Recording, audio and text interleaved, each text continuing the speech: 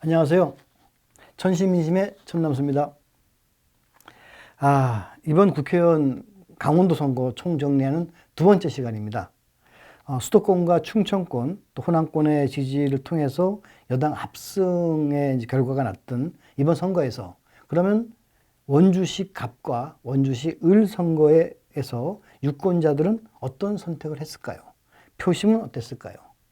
먼저 원주시 갑 선거구를 가보도록 하겠습니다. 이 화면을 보시면 아시다시피 더불어민주당 후보로 이광재 전 지사가 출마하면서 이 지역은 전국적 관심 지역이 됐습니다. 또 이에 대해서 미래통합당에서는 이명박 정부 청와대 대변인을 지냈던 박정아 후보를 내세웠는데요.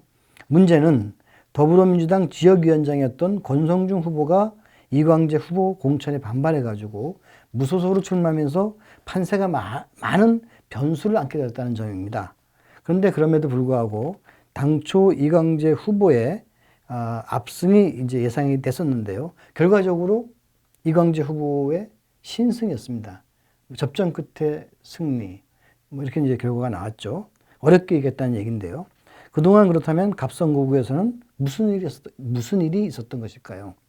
그간의 여론조사를 토대로 해서 표심이 어떻게 움직였는지 또 당락을 갈랐던 결정적 요인이 무엇인지를 짚어보도록 하겠습니다.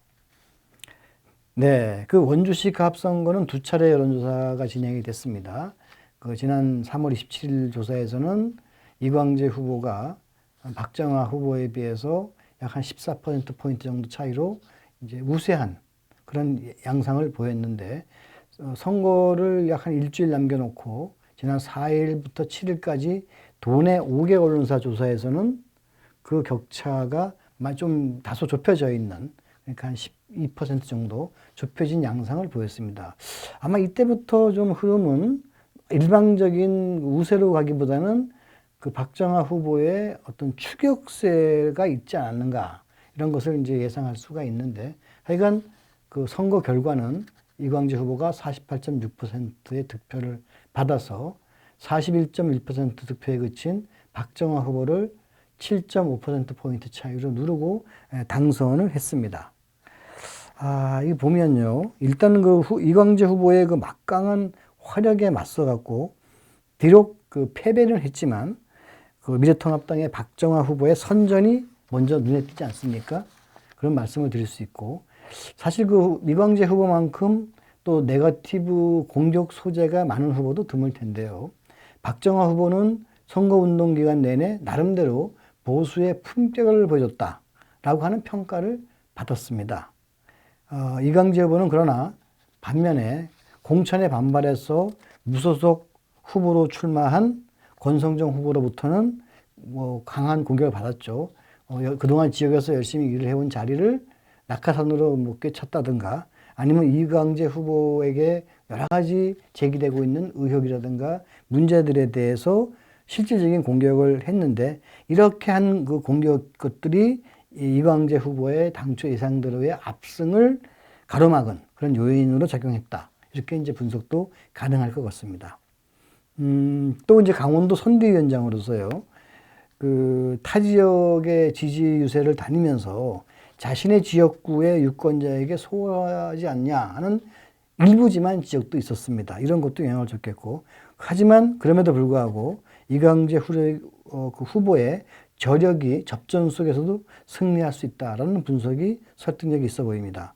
정책 공약 중심의 선거전을 이끌어갔던 것도 이광재 후보의 역량과 맞아떨어지면서 득표에 일정 정도 도움이 됐다라고도 보여집니다.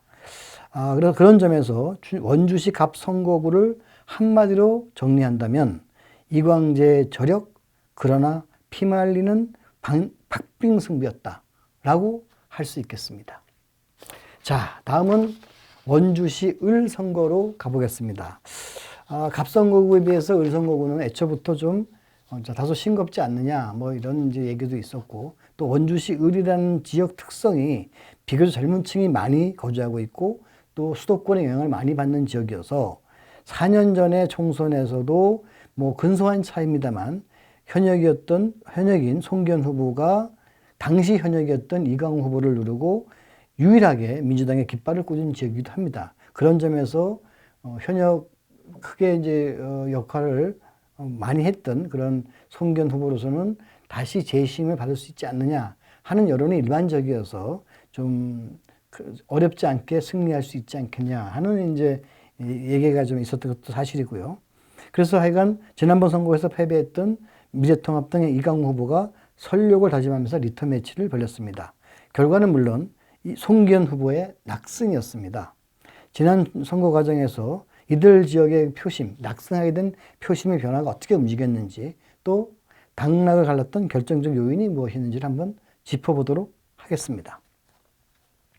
네, 원주시을은 지난 4월 4일부터 7일까지 그 도내 5개 언론사에서 시행한 여론조사가 한 가지가 있습니다. 이때 조사를 해봤더니 송기현 후보가 53.3%, 이강우 후보가 31.4%로 상당한 격차, 20% 이상 차이로 그 송기현 후보가 앞서는 것으로 나타났었습니다.